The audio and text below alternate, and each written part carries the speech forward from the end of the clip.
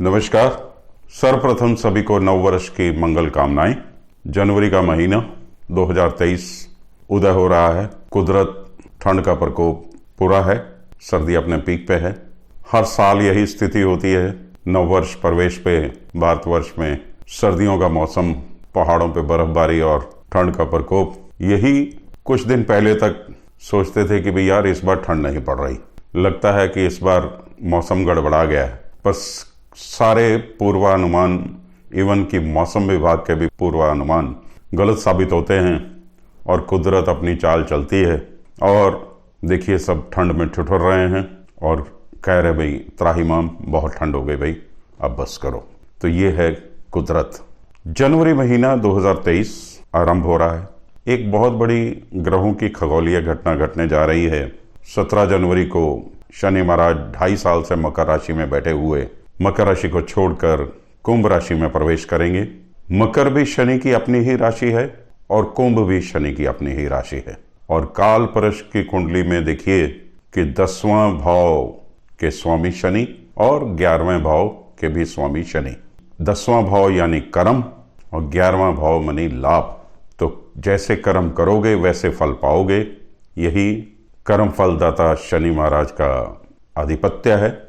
और अब कुंभ में प्रवेश करके शनि कुछ देने के लिए तैयार बैठे हैं, लाभ स्थिति में पहुंचा रहे हैं। तो जनमानस को इसका कितना लाभ होगा ये अब 2.5 वर्षों में सामने प्रकट होगा। तो इस वर्ष के अगर हम संवत में देखें तो माघ मास में 17 जनवरी से लेके जो कि 5 फरवरी तक रहेगा। इस वर्ष 5 शनिवार और 5 ही रविवार पड़ रहे हैं। और ऊपर से शनि महाराज भी मकर राशि छोड़कर कुंभ राशि में प्रवेश कर जाएंगे। और कुंभ के शनि की तीसरी दृष्टि तो होगी मेष राशि पे, 7वीं दृष्टि होगी सिंह राशि पे और 10वीं दृष्टि से वृश्चिक राशि को देखेंगे। मेष राशि में राहु पहले से ही विराजमान है, तो इसलिए शनि की दृष्टि से कुछ ऐसे समीकरण बनेंगे कि महामारी बढ़ेगी। सर्दियों का मौसम है तो सर्दियों संबंधित महामारी, जैसे कि पहले कभी कोरोना आया था, ऐसे ही कुछ ना कुछ महामारी के रूप में प्रकट होगा। किंतु ज्यादा चिंतनीय बात नहीं है क्योंकि मीन राशि में बृहस्पति पहले से ही विराजमान है। कहने का मतलब कि कुंभ के शनि और मेष के राहु के बीच में मीन राशि पड़ती है, तो वहां पे बृहस्पति बैठे हुए डैमेज कंट्रोल कर रहे हैं। इसके अलावा महंगाई बढ़ना लाजमी है, उपद्रव की घटनाएं बढ़ेंगी। सोशल मीडिया भी देखिए नेगेटिव रोल प्ले करने वाला है, खूब तनातनी रहेगी। सरहदों पे भी चिंता रहेगी, टेंशन की स्थितियां बनती रहेगी, आतंकवादी घटनाएं भी घटित होंगी। जैसा कि हमारे पड़ोसी हैं चीन और पाकिस्तान जैसे, तो इनसे कोई ज्यादा अच्छे की उम्मीद नहीं की जा सकती है। क्योंकि अब आगे देखेंगे 15 जनवरी से 11 मार्च तक गुरु मीन राशि में ही रहेंगे। फिर शुक्र मकर कुंभ पार करते हुए मीन राशि में आ जाएंगे। तो ये स्थितियां, और ऊपर से 17 जनवरी को शनि का कुंभ में प्रवेश पड़ोसियों से संबंध अच्छे नहीं बता रहा है। इनके साथ कुछ ना कुछ लगा ही रहेगा। बाकी यही परमात्मा से दुआ है कि सभी के लिए नववर्ष और जनवरी महीना मंगलकारी हो। इन्हीं शुभकामनाओं के साथ हम आगे बढ़ते हैं। सर्वप्रथम ग्रहों की स्थिति समझ लेते हैं। सूर्य धनु राशि में और धनु में ही बुध चल रहे हैं। कहने का मतलब कि धनु राशि में बुध आदित्य योग बना हुआ है। सूर्य 14 जनवरी को मकर राशि में प्रवेश कर जाएंगे। मकर संक्रांति 14 जनवरी। मास आरंभ 1 जनवरी को चंद्रमा मेष राशि में। उसके बाद चंद्रमा अपने 2.25 घंटे दिन की चाल पे चलते हुए शेष राशियों का सफर अपना जारी रखेंगे। मंगल वक्री अवस्था में वृष राशि में है और 13 जनवरी को मंगल मार्गी हो जाएंगे। बुध वक्री धनु राशि में और 18 जनवरी को मार्गी हो जाएंगे। बृहस्पति मीन राशि में ही रहेंगे। शुक्र मकर राशि का सफर खत्म करके 22 जनवरी को कुंभ राशि में प्रवेश कर जाएंगे। शनि अपने 2.5 साल का मकर राशि का स्टे पूरा करके कुंभ राशि में 17 जनवरी को प्रवेश कर जाएंगे। राहु मेष में ही रहेंगे और केतु तुला राशि में। ये तो है ग्रहों की स्थिति। अब कुछ जनवरी महीने की खास तारीखों पे गौर किया जाए।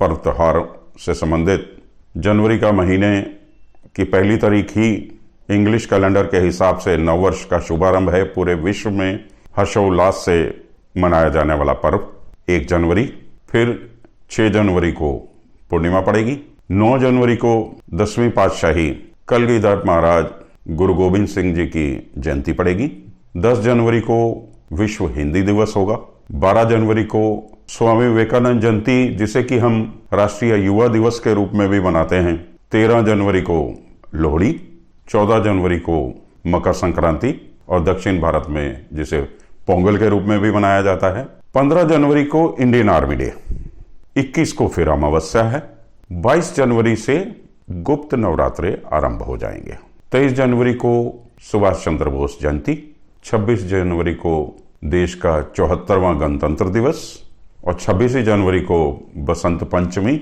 और या कह लो सरस्वती पूजा। ये 3 इंपॉर्टेंट दिन तीनों एक ही 26 तारीख को पड़ रहे हैं और 30 जनवरी को शहीदी दिवस और इसी के साथ गुप्त नवरात्रे समाप्त हो जाएंगे। तो अब हम आगे बढ़ते हैं और 12 राशियों की राशिफल क्या है, किस राशि के भाग्य में, उस पर चर्चा शुरू करते हैं। धनु राशि।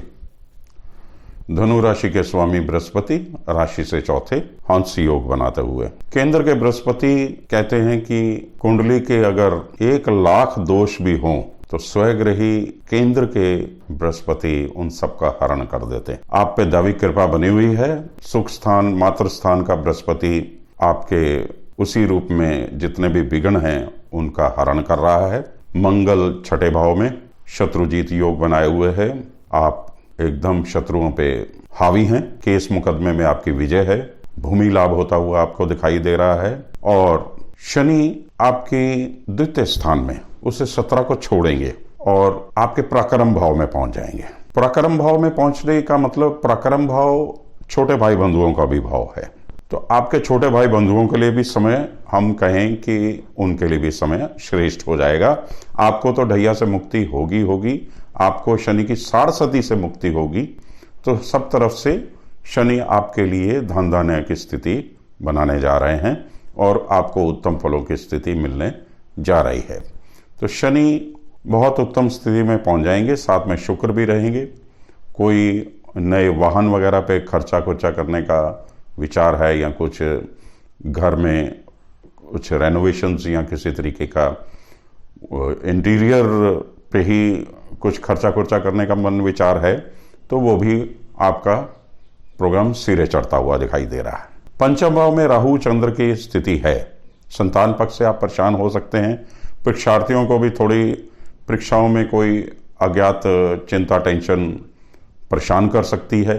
केतु आय की स्थिति उत्तम बनाए हुए हैं और ओवरऑल अगर हम देखें, बुध आपकी राशि पर से गुजर रहे हैं और मास आरंभ से लेके मकर संक्रांति तक सूर्य बुध का आपकी राशि में बुधादित्य योग, जो कॉमर्स के लाइन के बंदे हैं उनके लिए, या जो मैथमेटिक्स या ऐसे कुछ शेयर बाजार वगैरह से, स्पेकुलेशन मनी वगैरह से जुड़े हुए लोग हैं, उनके लिए समय बहुत ही उत्तम है।